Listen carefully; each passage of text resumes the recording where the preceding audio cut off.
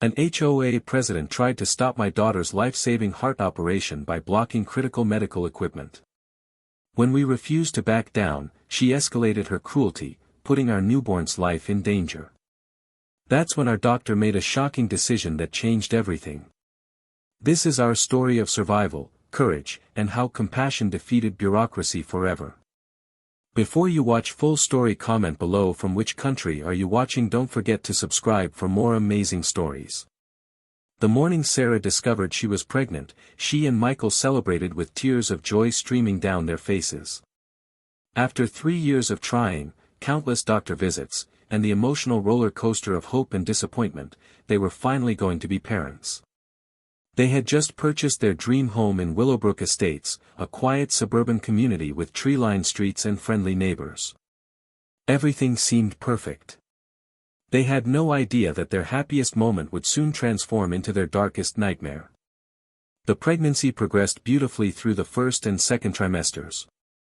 Sarah glowed with maternal anticipation, and Michael became her devoted partner, attending every doctor's appointment, reading every parenting book, watching countless YouTube videos about newborn care, and preparing their nursery with meticulous care.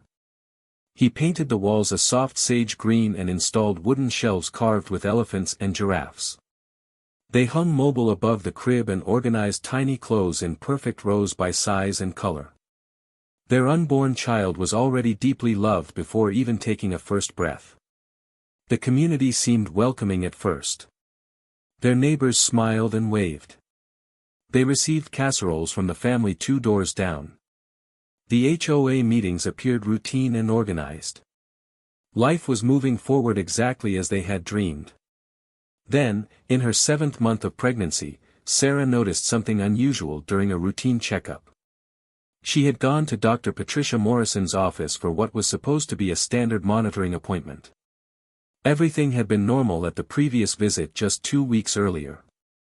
But this time, Dr. Morrison's expression changed as she reviewed the ultrasound. She asked Sarah to wait in the examination room while she stepped out. Sarah's heart began to race. She had learned to read doctors' faces during her fertility journey, and this expression meant something was wrong. Dr. Morrison returned with Dr. James Chen, a pediatric cardiologist on staff at the hospital. Together, they explained that their baby had a congenital heart condition, specifically, a complex combination of 2 separate defects that would require immediate surgical intervention within the first days of life. Without surgery, their baby would not survive. With surgery, the survival rate was 94%, and most children went on to live completely normal lives. The world suddenly felt fragile and uncertain. Sarah cried for hours that night. Michael held her close, whispering promises that they would get through this together, that modern medicine was incredible, that their baby was strong. But underneath his reassuring words, Michael was terrified too. He Googled obsessively, reading medical journals and parent testimonials until 3 in the morning. He learned terms like transposition of the great arteries and atrial septal defect. He learned about prostaglandin E1 and what it did to keep baby's patent ductus arteriosus open until surgery could be performed. The doctor assured them that while serious, the condition was treatable, and hospitals now had advanced techniques to save babies in similar situations. There was hope, but there was also undeniable fear that gnawed at them constantly. Sarah found herself unable to sleep. She would lie awake at night, her hand on her belly, feeling the baby kick, wondering if each movement was normal or a sign of distress. Michael would wake to find her crying silently in the darkness. They held each other through countless nights, terrified and hopeful in equal measure. Sarah and Michael made the difficult decision to have the baby at St. Vincent's Medical Center, the only hospital within 100 miles equipped with a specialized pediatric cardiac surgery unit. They visited the NICU, met with the surgical team, toured the operating rooms, and created a detailed birth plan with emergency protocols. They discussed every possible scenario. Dr. Morrison recommended that Sarah spend the final 2 weeks of her pregnancy in the hospital for constant monitoring. Michael took leave from his job at the architectural firm where he worked. He wrote an email to his boss explaining the situation, and his hands shook as he pressed send. They tried to stay positive for each other's sake, but anxiety gnawed at them constantly, a constant companion that never left them alone. It was during this preparation phase that they encountered Patricia Hendricks, the HOA president, and their lives took a turn for the worse. Patricia had lived in Willowbrook Estates for 12 years and ran the HOA with an iron fist. She was the kind of person who inspected yards with a measuring tape, left passive-aggressive notes about mailbox colors being one shade too dark, and seemed to derive genuine pleasure from enforcing rules. She had become HOA president not through election but through sheer force of personality and willingness to spend countless hours on regulations. She had already complained to Sarah about their mailbox being an inch too dark and their front landscaping needing to be more in line with community standards. When she learned about Sarah's medical situation through neighborhood gossip, instead of offering sympathy, Patricia saw an opportunity to enforce another regulation. The issue began with the medical equipment that would need to be set up at their home for post-hospital care. Sarah's doctor recommended installing specialized equipment in their garage to monitor the baby's condition during home recovery. This wasn't cosmetic, it was a cardiorespiratory monitor that would track Emma's heart rate and oxygen saturation constantly. A medical equipment company was scheduled to install a small external unit, barely visible, tucked behind their garage, no larger than a shoebox. It was medically necessary, completely safe, and would be temporary, necessary only for the first 3 months while Emma recovered from surgery. Patricia showed up at their door 2 days before the installation was scheduled. She didn't call ahead. She didn't send a text. She simply appeared at 7 a.m. on a Saturday morning, dressed in pressed khakis and a polo shirt with the HOA logo embroidered on it. Michael answered the door, still in his pajamas, holding a cup of coffee. "I heard you're planning some construction work," Patricia said, standing on their porch with her arms crossed. She didn't ask how Sarah was feeling or acknowledge that they were expecting a baby who would need special care. Her tone was accusatory, as if they had already done something wrong. "I'll need to see architectural plans and approval before any exterior modifications can be made. That's Section 4.2 of your HOA agreement. I assume you read the covenant before purchasing." Michael tried to explain calmly that this was medical equipment, not cosmetic construction. He explained about the baby's heart condition. Patricia's expression didn't soften. "Rules are rules," she said flatly. "I'm sure you understand. We can't have people doing whatever they want. It sets a precedent. Submit the plans to my office by Monday, or I'll have to issue a violation notice. And please note that violation notices come with fines that increase daily." Over the next few days, Sarah and Michael submitted the plans to Patricia. The medical equipment company provided detailed specifications showing that the unit was essential for monitoring their baby's heart rate and oxygen levels after discharge from the hospital. Michael included a 15-page letter from Dr. Morrison explaining the medical necessity in detail. He attached photographs of the equipment showing how unobtrusive it would be. He included research papers about postoperative cardiac monitoring for infants.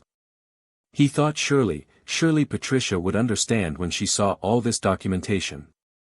Surely no person could read about a baby's life-threatening condition and refuse to help. Instead, Patricia rejected the application. Her written response was clinical and cold, printed on official HOA letterhead. "While I sympathize with your situation, the proposed installation does not comply with the aesthetic standards outlined in our community guidelines. The unit, regardless of its function, alters the external appearance of your property. I recommend you store any necessary equipment inside your home or find a storage facility off the premises. Your next appeal can be submitted after a 30-day waiting period. Please remit the violation notice fine of $500 within 10 business days." Sarah read the letter and felt something break inside her.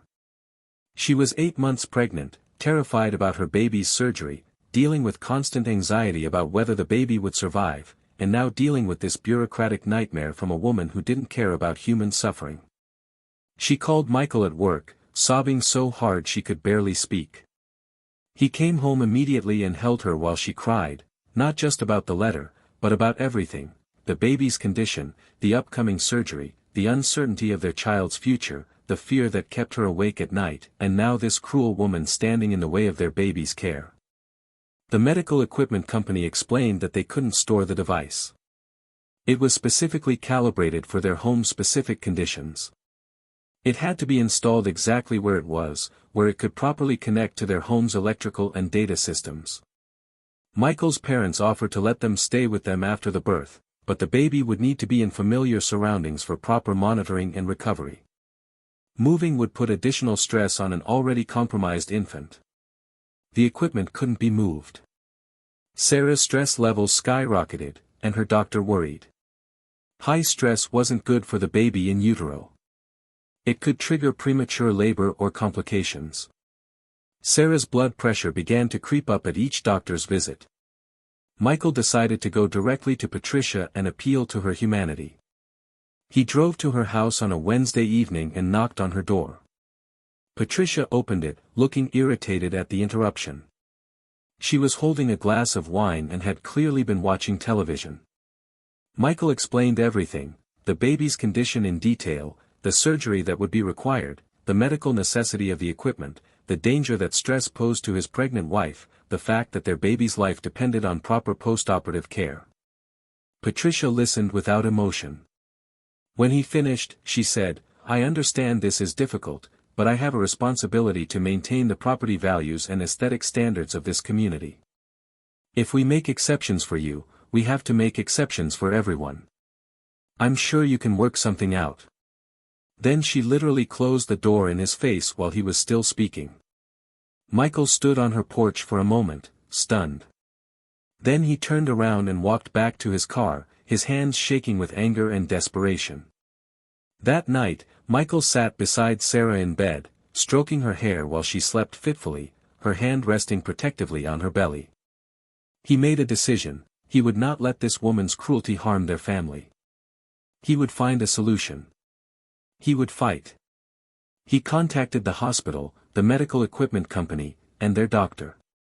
He explained the HOA situation to Dr. Morrison, and Patricia Morrison was absolutely furious. She had seen many obstacles placed in front of families during her 30-year career as an obstetrician, but this was particularly egregious. A woman was at risk of serious pregnancy complications due to stress caused by bureaucratic cruelty, a baby's critical care was being compromised, and all because one woman had decided that rules mattered more than human life. Dr. Morrison called Michael immediately. "I'm going to handle this," she said. "Do not worry about it anymore. I'm going to make sure your family gets what you need." The situation escalated in a way that surprised everyone. 2 weeks before Sarah's due date, she was admitted to St. Vincent's for monitoring. The stress had taken a toll on her body. She was anxious, her blood pressure was elevated to concerning levels, and the baby's heart rhythm was fluctuating. The doctors warned that she could develop preeclampsia, a serious and potentially life-threatening condition. Michael stayed in the hospital with her, sleeping in a chair beside her bed every single night. He spoke to Dr. Morrison about the HOA situation, and Dr. Morrison listened carefully to every detail. Dr. Morrison was not just a doctor, she was also a fierce advocate for her patients. She had seen too much in her career to sit idly by when someone was being harmed. She decided to act decisively. Dr. Morrison contacted the hospital's legal team and the medical equipment company. Together, they devised a plan. The medical equipment company would hire an independent contractor to install the monitoring device, but they would do it during hospital business hours with proper documentation that this was medically prescribed equipment, not property modification. It was a gray area legally, but it was defensible. The hospital's legal team would handle any disputes that arose. They would protect this family. What Dr. Morrison did next showed her true character and her commitment to protecting her patients. She called the local police department and asked to speak with someone in authority. She explained the entire situation to Captain James Reynolds, a 20-year veteran of the police force who had seen everything. She detailed how an HOA member's actions were directly impacting a patient's medical care, causing dangerous stress during a high-risk pregnancy that was now resulting in serious health complications. She explained that the family was being prevented from installing equipment necessary for their newborn's post-surgical care. She documented the entire timeline of Patricia's rejections and provided copies of the correspondence showing that Patricia had refused to even consider medical necessity. Captain Reynolds listened carefully. He understood immediately that this was a case of someone in a position of power abusing that power to the detriment of a vulnerable family. He had seen power corrupting people before, but it never stopped angering him. He instructed two experienced officers, Detective Sarah Kim and Officer Marcus Thompson, to visit Patricia's home and have a serious conversation with her. The officers arrived at Patricia's door on a Tuesday afternoon. She answered the door expecting it to be a neighbor or a delivery person. Instead, two police officers in full uniform stood on her porch. Her face went white immediately. They explained that they were investigating a complaint regarding potential harassment and interference with medical care. They informed her that she needed to understand what she was doing could potentially violate state laws regarding interference with medical treatment. They explained that the medical equipment in question was prescribed by a physician and was therefore not subject to HOA approval in the same way as cosmetic modifications. They detailed the medical condition and explained that a pregnant woman was experiencing dangerous stress levels because of her actions. They made it clear that if there were any further obstacles placed in front of this family's medical care, they would be documenting it as harassment and could potentially press charges. After the officers left, Patricia didn't sleep that night. She realized she had crossed a line that couldn't be uncrossed. She had let rules and power go to her head and had nearly caused serious harm to a pregnant woman and an unborn child. The guilt started to consume her. She read the medical information about the baby's condition and suddenly saw the situation clearly. A real baby was going to have real surgery, and a real family was suffering because she had been rigid about rules. She had been so focused on enforcing regulations that she had forgotten why rules existed in the first place, to help people, not to hurt them. The medical equipment was installed 3 days later without any further objection. In fact, when the installation crew arrived, they found that Patricia had already signed off on the necessary paperwork. Sarah remained hospitalized, her stress levels gradually decreasing as the threat diminished. Her blood pressure came down. The baby's heart rhythm stabilized. Michael held her hand and told her that everything would be okay. Whatever challenges awaited them, they would face them together. He kissed her forehead and whispered that he loved her and their baby more than anything in the world. Sarah went into labor on a Thursday night. Michael was by her side as she labored through the night, coaching her breathing, wiping her forehead with a cool cloth, holding her hand through each contraction. At 6:47 a.m. on Friday, their daughter Emma was born. She weighed 6 pounds, 3 ounces. She had her mother's dark eyes and her father's chin. She was the most beautiful thing either of them had ever seen. And immediately, before Michael could even cut the umbilical cord, she was rushed to the NICU for the cardiac surgery that would save her life. The surgery took 5 hours. Michael sat in the waiting room with Sarah's parents and his own mother, unable to eat, unable to think about anything except his daughter on an operating table. A priest came by and offered to pray with them. They accepted, sitting together in silence. Sarah, recovering from childbirth and anesthesia in her hospital room, woke up in a panic when she realized her baby wasn't there. A nurse gently explained that Emma was in surgery, but that she could see her after the procedure was complete. Sarah pressed the call button over and over, desperate for information, desperate to know her daughter was alive. Michael came to Sarah's room and broke down. He held his wife as they both cried, terrified, hopeful, devastated, and praying all at once. They held each other and whispered their fears and their hopes. Sarah gripped his hand so hard her nails left marks on his palm, but neither of them noticed or cared. Dr. James Chen, the pediatric cardiac surgeon, emerged from the operating room at 11:30 a.m. Michael and Sarah had been holding hands in her hospital room, watching the clock obsessively. A nurse came to get Michael, and his heart nearly stopped. But the nurse was smiling. Dr. Chen entered the room with positive news that changed their lives forever. The surgery had gone perfectly. Emma's heart defect had been successfully repaired. She was recovering beautifully in the NICU and would need to stay in the hospital for 2 weeks, but the prognosis was excellent. Emma would grow up to be a healthy, normal child with no restrictions on her activities. Their baby would live. Michael and Sarah collapsed into each other's arms, crying, this time tears of pure relief and gratitude and joy. Their baby was going to live. Their baby was going to be fine. Everything they had feared, everything they had endured, had led to this moment of triumph. 2 hours later, they were allowed to visit Emma in the NICU. Sarah, still weak from surgery and labor but moving with determined strength, was wheeled in a hospital bed to see her daughter.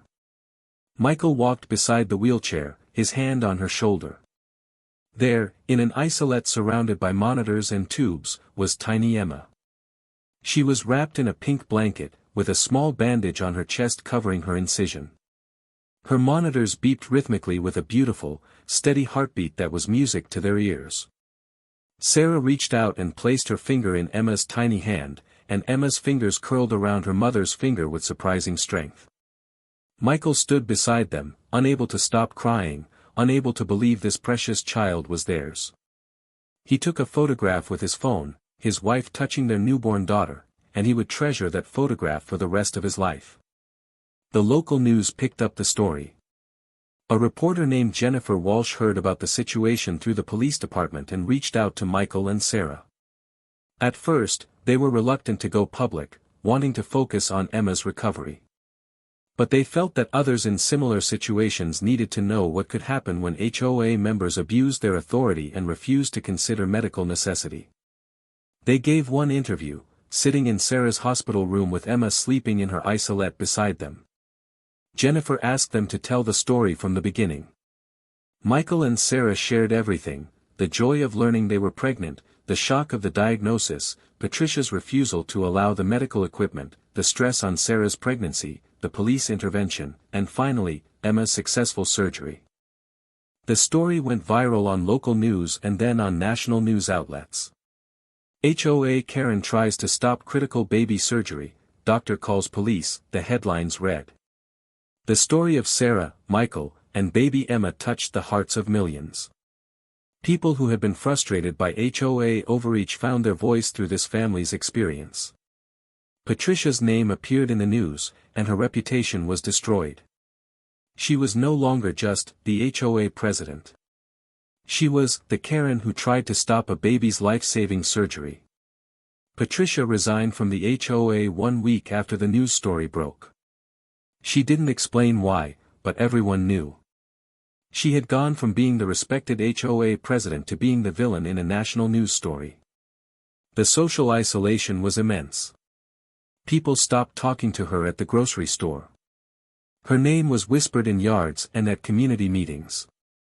Neighbors who had tolerated her rigid enforcement suddenly saw her in a new light, not as someone upholding standards, but as someone who had prioritized rules over human compassion. Sarah and Michael received messages from thousands of people. Families with children with congenital conditions reached out to thank them for speaking up. Medical professionals praised their courage. The hospital's legal team used their case in training materials about patient advocacy. Dr. Morrison wrote a paper about stress and pregnancy complications that included an anonymized version of Sarah's story.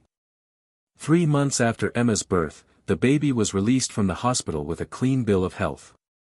The medical monitoring equipment sat in their garage, ready for use, but Emma's recovery was so smooth that it was barely needed. Michael and Sarah brought their daughter home to Willowbrook Estates, and neighbors came by with casseroles and gifts and tears of joy. Emma became known throughout the community as the miracle baby. People would stop by just to see her and hold her and marvel at her strength. Emma grew up to be a happy, healthy child.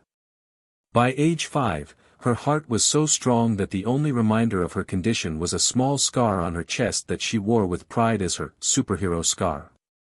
The medical equipment was eventually removed and returned to the company. But more importantly, Willowbrook Estates changed fundamentally. The new HOA president, a kind woman named Helen Martinez, instituted new policies specifically allowing for medically necessary equipment installations without the standard approval timeline. The community became known for compassion rather than rigid enforcement. Neighbors reported feeling freer to be human, to make exceptions when necessary, to prioritize people over rules. Dr. Patricia Morrison continued her practice and her advocacy for patients. She never regretted calling the police or taking action.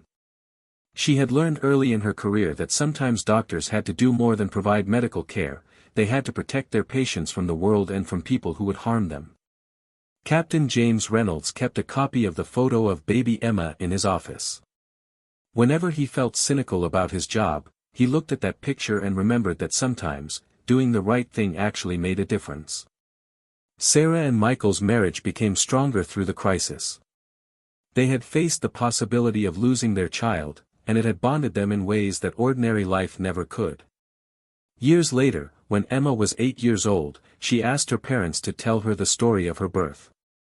They sat with her and explained, in age-appropriate terms, about her heart condition, her surgery, and the woman who had tried to prevent them from caring for her properly. Emma asked, "Why did that lady try to stop you from helping me?" Michael knelt down to his daughter's level and said, "Sometimes, people get so focused on following rules that they forget about people." But there were other people, Dr. Morrison, Captain Reynolds, and many others, who remembered that helping people is more important than following rules. That's what we need to remember, okay? Rules exist to help us, not to hurt us. Emma nodded solemnly, and then she asked with childlike wisdom, "Can I send that lady a card?" Sarah and Michael exchanged glances, shocked by their daughter's compassion. "Why would you want to do that?" Sarah asked gently. "Because she was mean, but maybe she learned to be kind," Emma said. "And everyone deserves another chance." So they sent Patricia a card. It was signed with Emma's childish handwriting, "Dear Mrs. Hendricks, thank you for teaching my parents about standing up for what's right. I'm healthy now. Love, Emma." Patricia received the card one afternoon and broke down crying. She had spent years feeling guilty about what she had done. This card from the child she had tried to harm, this act of forgiveness, changed something inside her permanently. She started volunteering at the hospital's NICU. She became an advocate for removing bureaucratic obstacles that stood between people and necessary medical care. She never publicly acknowledged her past or tried to rehabilitate her reputation. But quietly, day after day, she tried to make up for her cruelty by doing good. Emma went on to become a pediatric nurse, working in the same NICU where she was treated as a baby. She spent her career caring for children like herself, and she never forgot where she came from. During her first week of nursing school, Emma wrote an essay about her experience. She described the fear in her parents' eyes when they first learned about her condition. She described the smell of the hospital, the beeping of monitors, the feeling of waking up after surgery with a pain in her chest but with a heart that finally worked the way it was supposed to. She described how one woman's cruelty had almost taken away her chance at life, but how other people's compassion had saved her. Her nursing professor gave her an A+ and asked permission to share it with future nursing students.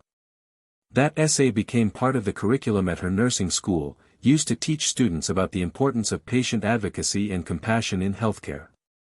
Every year, hundreds of nursing students read Emma's story and were reminded why they chose to become nurses. When Emma started working in the NICU at age 23, she was the most compassionate nurse on the unit. She didn't just treat babies, she treated families. She sat with terrified parents in the waiting room. She explained procedures in language they could understand. She held babies' tiny hands during painful procedures. She cried with families when babies didn't make it, and she celebrated fiercely when babies went home healthy and whole. Her colleagues noticed something special about Emma. She had a gift for connecting with families, especially those dealing with cardiac issues.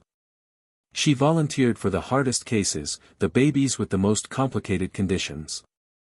She stayed late to comfort parents. She brought in stuffed animals for babies to hold. She remembered every family's story. One day, a new mother came to the NICU, terrified and alone. Her baby had been born with a congenital heart defect. The mother was breaking apart with fear and guilt, convinced that she had done something to cause her baby's condition. Emma sat with this woman for an hour during her break. She told her own story. She showed the woman her scar, her superhero scar, and she said, "This baby is going to be okay. And even if there are challenges, this baby is going to have a full, beautiful life. I promise you that." The mother held on to Emma's hands and cried tears of relief. She later told Emma that Emma's words had saved her from despair. That mother eventually joined a support group for parents of children with congenital heart conditions, and she spent years helping other families navigate the same journey that had terrified her. Sarah and Michael watched their daughter grow into this remarkable woman, and they were so proud that they could barely speak about it without tears. They had survived one of the most frightening experiences of their lives, and it had shaped their daughter into someone who dedicated her life to helping others survive the same experience. Years after the news story, a documentary filmmaker reached out to the family. She wanted to make a short documentary about what had happened, about how rules and bureaucracy could harm families, and about how compassion could prevail. Sarah and Michael agreed to participate. The documentary included interviews with Dr. Morrison, Captain Reynolds, the hospital legal team, and Patricia herself. Patricia's segment was powerful. She sat in front of the camera and admitted everything. She talked about how she had become so focused on rules that she had forgotten about people. She talked about the shame she had felt when the police came to her door. She talked about how receiving Emma's forgiveness card had changed her life. She talked about her volunteer work at the hospital and how it had helped her understand that true strength wasn't in enforcing rules, but in showing compassion. "I could have cost that family everything," Patricia said, her voice breaking with emotion. "I could have prevented them from saving their baby's life because I was worried about my community looking a certain way. I will spend the rest of my life trying to make up for that. And I will never stop being grateful that they forgave me." The documentary, titled "The Rules of Love," premiered at a film festival and won an award for short documentaries. It was shared in hospitals across the country. It was shown in HOA meetings to remind people that rules exist to serve humans, not the other way around. It was shown in nursing schools alongside Emma's essay. Emma kept a copy of the documentary in her apartment. Sometimes, when she was having a hard day at the hospital, when she had lost a baby or when she had to deliver devastating news to a family, she would watch her own story. She would remember her parents' strength. She would remember Dr. Morrison's advocacy. She would remember Captain Reynolds' integrity. She would remember Patricia's redemption. And she would remember that even in the darkest moments, even when it seemed like rules and bureaucracy and cruelty would win, there were always people willing to fight for what was right. There were always people willing to stand up and say that human life mattered more than rules. There were always people willing to choose compassion. That's what Emma's life became, a living testament to the power of that choice. Every baby she cared for, every family she supported, every moment she spent being the compassionate presence these families needed, was a thank you to everyone who had fought for her. It was a way of honoring her own survival by helping others survive. The story of Sarah, Michael, and Emma spread across the country, inspiring people to think differently about rules and compassion. News outlets did follow-up interviews every year on the anniversary of Emma's birth. The story became a symbol of what happens when bureaucracy is tempered with humanity, when people remember that behind every rule and every regulation are real people with real struggles who deserve compassion and understanding. And perhaps most importantly, it became a reminder that kindness matters. That advocacy matters. That standing up for what's right, even when it's difficult, even when it costs you, matters more than anything else. In the end, that's what the story meant, not just that Emma lived through a medical crisis, but that she lived in a world where people chose to fight for her. That's the most powerful magic of all. 20 years after Emma's birth, Willowbrook Estates held a community celebration in honor of what had happened. Emma, now a respected pediatric nurse and advocate, was invited as the guest of honor. The community wanted to recognize how one family's struggle had transformed their entire neighborhood for the better. At the celebration, Emma stood in front of hundreds of people, neighbors, friends, and people she had never met before. She held a microphone and spoke about her life. She talked about the scar on her chest and what it represented. She talked about how rules are important, but how compassion must always come first. She talked about her parents' strength during the most difficult days of their lives. "My parents were terrified," Emma said, her voice steady and strong. "They didn't know if I would survive. They didn't know if they would get to bring me home. But they fought for me. Dr. Morrison fought for me. Captain Reynolds fought for me. And eventually, even Mrs. Hendricks learned to fight for me in her own way, by becoming a better person." The crowd was silent, hanging on every word. "I became a nurse because of what happened to me," Emma continued. "I work in the NICU where I was born. Every single day, I see families facing the same fear my parents faced. And every single day, I remember that compassion can win. Kindness can win. Humanity can win. I'm here today to thank everyone who chose compassion over rules, who chose people over bureaucracy." When Emma finished speaking, the entire community stood and applauded. People were crying. Michael and Sarah stood in the front row, holding each other, tears streaming down their faces as they watched their daughter, the daughter they had feared would never survive, speak with such power and grace. After the event, Patricia approached Emma. She was older now, her hair completely gray, her face lined with age and redemption. She held Emma's hand and said, "I'm sorry. I've said it 1,000 times, but I need to say it again. I'm so sorry for what I did. But I'm also grateful every single day that you survived, that you're here, that you're helping other families. You've made me a better person." Emma hugged Patricia. "I know you're sorry," she said. "And I know you've spent your life making up for it. That matters. That counts for something. We're okay." That night, Emma sat with her parents and reflected on her life. She realized that being born into a crisis had given her purpose. It had connected her to something larger than herself. She had turned her trauma into her mission. She had turned her scar into her superpower. The story of Sarah, Michael, and Emma became legendary in medical circles. It was taught in ethics classes in medical schools. It was shared in hospital orientation programs. It was a case study in how compassion and advocacy could overcome bureaucracy and cruelty. Years later, when Emma would train new nurses, she would tell them, "Remember that behind every patient is a family. Behind every rule is a human being. Choose compassion. Always choose compassion. Because that's what saves lives, not rules, not bureaucracy, but compassion."